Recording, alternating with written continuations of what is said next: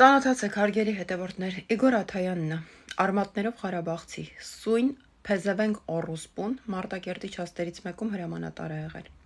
Սա զինվորներին, ովքեր եղել են մեքենաների վրա, ստիպել է, որ ամեն օր 10 լիտր սալյարկա կամ բենզին իրեն փոխանցեն։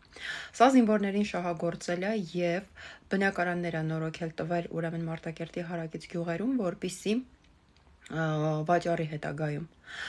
Այն զինվորները, որոնք չեն ենթարկվել սրակամքին, սա ծեծիկ է ենթարկել։ Բացարձակ չի սիրել Հայաստանից գնացած զինվորներին, Ղարաբաղցի զինվորները իր համար ուրեմն եղել են պրախոտ, հայ զինվորները օգտագործելու մատերիալ։ Բազմաթիվ հայ զինվորներ այսօր ինձ գրում են, որոնք սրա օրոք ծառայել են Ղարաբաղում Մարտակերտում, ինձ գրում են, որ այսօր սրա ծեծերի հետևանքով գանված են ամբասայլակների վրա եւ այն ժամանակահատվածում վախեցել են որևէ մեկի բողոքեն սույն սրիկայի մասին։ Ուստի դիմում եմ Հայաստանի Հանրապետության կառավարությանը, դիմում եմ Հայաստանի Հանրապետության ներքին գործերի նախարարությանը եւ դիմում եմ Հայաստանի Հանրապետության ազգային անվտանգությանը գտնել սույն սրիկային եւ կոնկրետ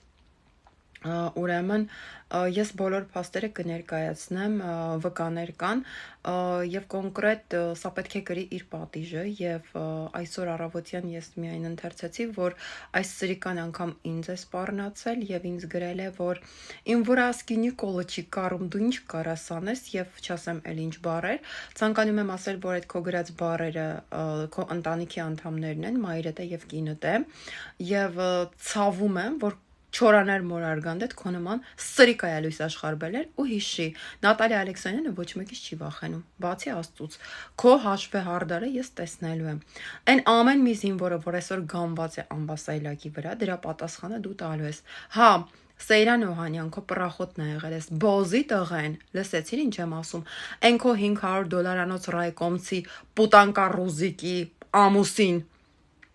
հա